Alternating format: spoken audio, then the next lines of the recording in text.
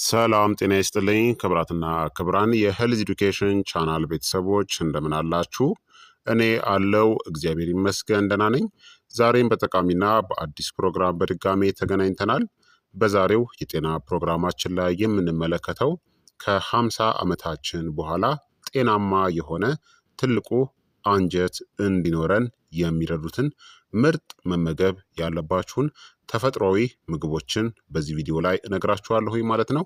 ሁላችሁም ታዲያ በቅንነት ላይክ እና ሼር ማድረጋችሁን እንደተለመደው እንዳትዘነጉ። ጥያቄያችሁን ደግሞ በኮመንት ላይ አስፍሩልኝ፣ እመልስላችኋለሁኝ።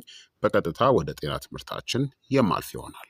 ከ50 ዓመታችን ዕድሜ በኋላ በሰውነታችን ውስጥ ትልቅ ለውጥን ከሚያደርጉ የአካል ክፍሎቻችን ውስጥ አንዱ ትልቁ አንጀታችን እንደሆነ ታውቃላችሁ። ታዲያ ይህንን ወሳኝ አካል በጤናና በንቃት ለማቆየት ዛሬ ምን እየተመገባችሁ ነው? ዕድሜያችሁ ከ50 ዓመት በላይ ነው? የሆድ መነፋት፣ የሆድ ድርቀትና ድካምስ ሰልችቷችኋል? ዕድሜያችሁ ከ50 ዓመት በላይ ከሆነ ትልቁ አንጀታችሁን ጤናማ አድርጎ ለመጠበቅ እነዚህን አሁን የምነግራችሁን ምግቦችን መመገብ ግዴታ ነው። በየቀኑ ከምትመገቧቸው ምግቦች መካከል አንዳንዶቹ ትልቁ አንጀታችሁን በዝምታ ሊጎዱት ይችላሉ። በተለይም ከ50 ዓመት ዕድሜ በኋላ ማለት ነው። ከ50 ዓመት ዕድሜ በኋላ የምግብ መፈጨት ስርዓት በተፈጥሮ ይዘገያል። የሆድ ድርቀት ይበልጥ የተለመደ ይሆናል። የሆድ ዕቃ ባክቴሪያዎች ይለወጣሉ። ብግነት ወይም ደግሞ ኢንፍላሜሽንን ሊጨምር ይችላል። እናም ከዕድሜ መጨመር ጋር የትልቁ አንጀት ችግሮች ተጋላጭነትም ይጨምራሉ። ነገር ግን መልካሙ ዜና እዚህ ጋር አለ። የዕለት ተዕለት የምግብ ምርጫዎቻችሁ ትልቅ ልዩነት ሊፈጥሩ ይችላሉ። በዛሬው ቪዲዮአችን ታዲያ ከ50 ዓመታችን በኋላ ለጤናማ ትልቁ አንጀት የሚሆኑ ምርጥ የሆኑ ምግቦችን እንቃኛለን። እናም በትክክል እንዴት እንደሚሰሩ፣ እንዴት በትክክል መመገብ እንዳለባችሁም እነግራችኋለሁኝ። በቀጥታ እንግባ። አንደኛ ቦለቄ እናም ምስር ነው። ቦለቄ እና ምስር የትልቁ አንጀት ምርጥ ጓደኞች ናቸው። ቦለቄዎችና ምስር በትልቁ አንጀት ጤና ላይ ከሚመደቡ ምርጥ ምግቦች መካከል ናቸው። ምክንያቱም በፋይበር የተሞሉ ናቸው። ፋይበር በምግብ መፈጨት ስርዓት ውስጥ እንደ ተፈጥሯዊ መጥረጊያ ሆኖ ያገለግላል። ቆሻሻን በትልቁ አንጀት ውስጥ በተቀላጠፈ ሁኔታ ለማንቀሳቀስ ይረዳል። የሆድ ድርቀትን ለመቀነስ፣ ጤናማ የሆድ ዕቃ ባክቴሪያዎችን ለመመገብ፣ በሆድ ዕቃ ውስጥ ብግነትን ለመቀነስ ይረዳል። ከ50 ዓመት በኋላ ብዙ ሰዎች በቂ ፋይበርን አያገኙም። ይህ የምግብ መፈጨትን ሊያዘገይና በትልቁ አንጀት ውስጥ ግፊትንም ሊጨምር ይችላል። ቦለቄ የማይፈጭ ስታርች የሚባል ልዩ የፋይበር አይነትን ይይዛሉ። ጤናማ የሆድ ዕቃ ባክቴሪያዎች ይህንን ወደ ሾርት ቼን ፋቲ አሲድ ወደ ተባሉ ውህዶች ይለውጡታል። በተለይም ወደ ቡትሬት። ቡትሬት በትልቁ አንጀታችሁ ግድግዳ ላይ ያሉትን ሴሎችን ለመመገብ ይረዳል። ታዲያ ቦለቄን እናም ምስርን ለመመገብ ምስርን ወደ ሾርባዎች ጨምሩ። ጥቁር ቦለቄን ከሰላጣዎች ጋር ተመገቡ። ሽምብራን ደግሞ ወደ ምግቦች ጨምሩ። ጋዝ ወይም ደግሞ አየር የሚፈጥርባችሁ ከሆነ ደግሞ በትንሽ መጠን ጀምሩ። ፋይበርን በምትጨምሩበት ጊዜ በቂ ውሃን ጠጡ። ያለ ውሃ የሚወሰድ ፋይበር የሆድ ድርቀትን ያባብሰዋል። ሁለተኛው ኦትስ ወይም ደግሞ አጃ ነው። የዋህ የሆነ ምግብ ግን ኃይለኛ ነው። ኦትስ ዕድሜያቸው ከ50 ዓመት በላይ ለሆኑ ሰዎች በጣም ቀላሉ እናም አስተማማኝ ከሆኑ ምግቦች ውስጥ አንዱ ነው። ቤታ ግሉካን የተባለ የሚሟሟ ፋይበርን ይይዛሉ። እሱም ሰገራን ለማለስለስ፣ ጤናማ የሆድ ዕቃ እንቅስቃሴን ለመደገፍ፣ ጠቃሚ የሆድ ዕቃ ባክቴሪያዎችን ለመመገብ፣ ብግነት ወይም ደግሞ ኢንፍላሜሽንን ለመቀነስ። እናም ኦትስ ስሜታዊ ለሆነ የምግብ መፈጨት ስርዓት የዋ ነው። እናም መደበኛ ያልሆነ የሆድ ዕቃ ልማድ ለሚያስቸግራቸው ሰዎችም ይረዳል። ታዲያ ኦትስን ለመመገብ ምርጡ መንገድ በጠዋት ተራ ያለ ስኳር ኦትሜልን ሰርታችሁ ተመገቡ። የቺያ ሲድ ፍሬዎችን ወይም ደግሞ የቤሪ ፍሬዎችን ጨምሩበት። በስኳር የተሞሉ ፈጣን ኦትስን ታዲያ አስወግዱ። ኦትስን አዘውትሮ መመገብ ትልቁ አንጀታችሁ በተፈጥሮ ይበልጥ ንቁ እናም መደበኛ ሆኖ እንዲቀጥል ይረዳዋል። ሶስተኛ እርጎ እናም ፈርመንትድ ምግቦች ናቸው። ጥሩ የሆድ ዕቃ ባክቴሪያዎችን የሚመግቡ። ትልቁ አንጀታችሁ በትሪሊዮን የሚቆጠሩ ባክቴሪያዎችን ይዘዋል። ይህንን መቼስ ታውቃላችሁ። አንዳንዶቹ ጠቃሚ ናቸው፣ አንዳንዶቹ ደግሞ ጎጂ ናቸው። ከ50 ዓመት ዕድሜ በኋላ የሆድ ዕቃ ባክቴሪያዎች ሚዛን በእነዚህ ምክንያቶች ሊዳከም ይችላል። በእርጅና አማካኝነት፣ በውጥረት ወይም ደግሞ በስትረስ እንዲሁም አንቲባዮቲኮች፣ በተለይ አንቲባዮቲክ መድኃኒቶችን የምትወስዱ ከሆነ እነሱ ጥሩም መጥፎ ባክቴሪያዎችንም ስለሚገድሉ ማለት ነው። እናም በደካማ አመጋገብ ፈርመንትድ ምግቦች ፕሮባዮቲክስን ይይዛሉ። የሆድ ዕቃ ጤናን የሚደግፉ ጠቃሚ ባክቴሪያዎች ናቸው። ጥሩ አማራጭ የምንላቸው ተራ የሆነ እርጎ፣ ኪፈር፣ ሶርክራውት እንዲሁም ኪሚቺ። እነዚህ ምግቦች የምግብ መፈጨትን ለማሻሻል፣ የሆድ መነፋትን ለመቀነስ፣ መደበኛ የሆድ ዕቃ እንቅስቃሴን ለመደገፍና የሆድ ዕቃ አካባቢንም ለማጠናከር ይረዳሉ። በተቻለ ቁጥር ተራ ስኳር የሌለውን እርጎ ተጠቀሙ።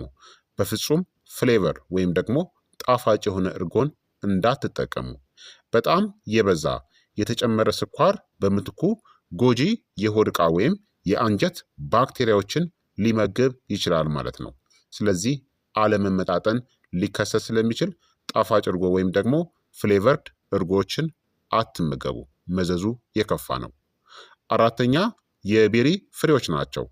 ትልቅ ጥቅም ያላቸው ትናንሽ ፍሬዎች ናቸው። የቤሪ ፍሬዎች በእነዚህ የተሞሉ ናቸው። በፋይበር፣ በአንቲ ኦክሲዳንቶች እነዚህም የሴል መጎዳትን በሚከላከሉ ማለት ነው እና በፖሊፊኖልስ።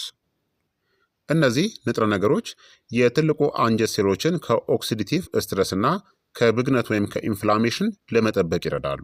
ብሉቤሪ እናም ራስቤሪ በተለይ ጤናማ የሆድ ዕቃ ባክቴሪያዎችን በሚደግፉ ውህዶችም የበለጸጉ ናቸው።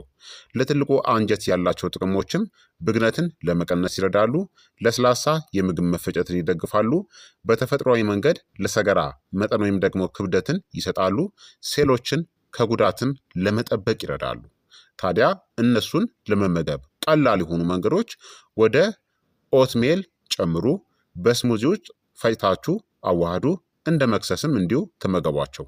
ትኩስ ወይም ደግሞ የቀዘቀዙ የቤሪ ፍሬዎች ሁለቱም በጥሩ ሁኔታ የሚሰሩ ናቸው። አምስተኛ ቅጠላቅጠል አትክልቶች ተፈጥሯዊ የትልቁ አንጀት ደጋፊ ናቸው። ጥቁር ቅጠላቅጠል አትክልቶች በእነዚህ የበለጸጉ ናቸው። በማግኒዥየም፣ በፋይበር፣ በፎሌትና በክሎሮፊል። ማግኒዥየም በምግብ መፈጨት ትራክት ውስጥ ያሉ ጡንቻዎችን ለማዝናናት ይረዳል። ይህም የሆድ ዕቃ እንቅስቃሴዎች ይበልጥ ቀላል እንዲሆኑ ሊያደርግ ይችላል። ቅጠላቅጠል አትክልቶች በሆድ ዕቃ ውስጥ ያሉ ጤናማ ባክቴሪያዎችንም ለመመገብ ይረዳሉ። ለትልቁ አንጀት ጤና ምርጥ የሆኑ ቅጠላቅጠሎች የምንላቸው እንደ ስፒናች፣ ኬል፣ ቆስጣ እናም ኮላርድ ግሪንስ ወይም የሀበሻ ጎመን።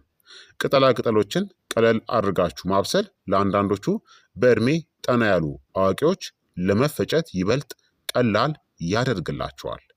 ስድስተኛ ቺያሲድ እና ተልባ ነው። ጥቃቅን ግን እጅግ ኃይለኛ የሆኑ ፍሬዎች ናቸው።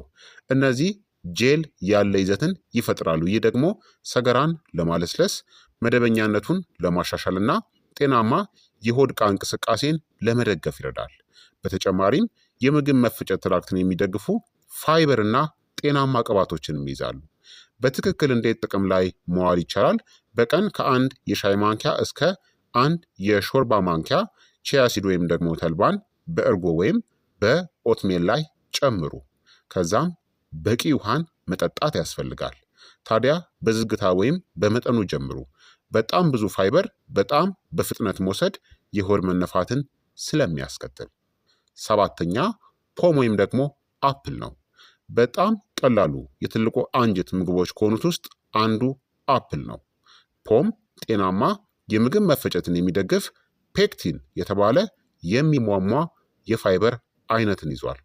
ፔክቲን ለጠቃሚ የሆድ ዕቃ ባክቴሪያዎች እንደ ምግብ ሆኖ ያገለግላል። ፖም ወይም ደግሞ አፕል የሰገራን ወጥነትን ለማሻሻል፣ መደበኛነቱን ለመደገፍ፣ የሆድ ድርቀት ተጋላጭነትንም ለመቀነስ ይረዳል።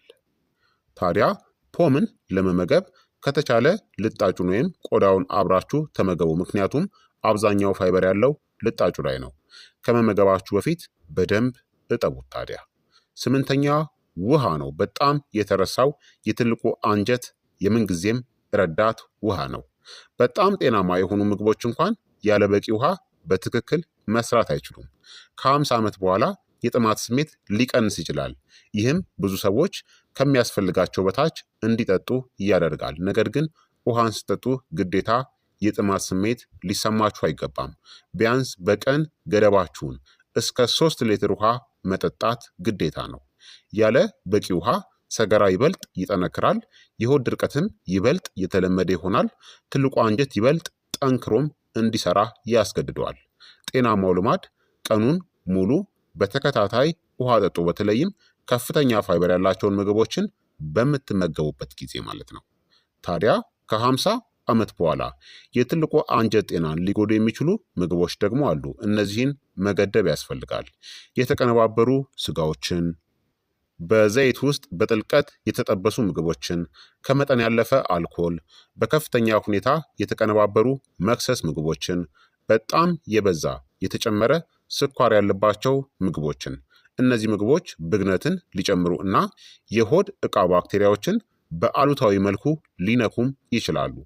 የዕለት ተዕለት ቀላል የትልቁ አንጀት ጤና ተግባርን ከፈለጋችሁ ጠዋት ላይ ኦትሜልን ከቤሪ ፍሬዎችና ከቺያሲድ ጋር፣ ምሳ ላይ ሰላጣን ከቦለቄና ከቅጠላቅጠል አትክልቶች ጋር፣ መክሰስ ላይ ፖም ወይም ደግሞ አፕልን ከተራ እርጎ ጋር፣ እራት ላይ አትክልቶችን፣ ምስርና በቂ ውሃን በየቀኑ ደግሞ መጠጣት ያስፈልጋል።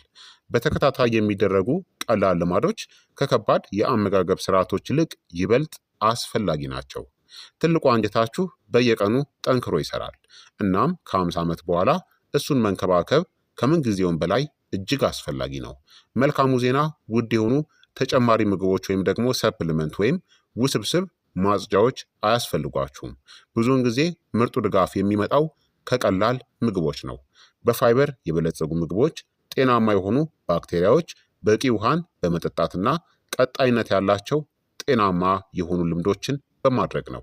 ትናንሽ የዕለት ተዕለት ምርጫዎች ትልቁ አንጀታችሁ ለሚመጡት ዓመታት ይበልጥ ጤናማ፣ ምቹ እናም ይበልጥ ንቁ ሆኖ እንዲቀጥል ይረዱታል። ታዲያ በዚህ ቪዲዮ ከተደሰታችሁ በተለይም ዕድሜያቸው ከ50 ዓመት በላይ ለሆኑ አዋቂዎች የተዘጋጁ ተጨማሪ የጤና ምክሮችን ለማግኘት ሰብስክራይብ ማድረጋችሁን እንዳትዘነጉ። እናም በአስተያየት መስጫው ላይ ንገሩኝ። ከእነዚህ ምግቦች ውስጥ የትኛውን ነው አስቀድማችሁ በብዛት የምትመገቡት? መልሳችሁን አስፍሩልኝ። ጥያቄያችሁን በኮመንት ላይ አስፍሩልኝ። በቀጣይ የጤና ትምህርት እስከምንገናኝ እኔንም እናንተን ምቸር ያቆየን። መልካም ጊዜ፣ መልካም ቆይታ። ቻው ቻው።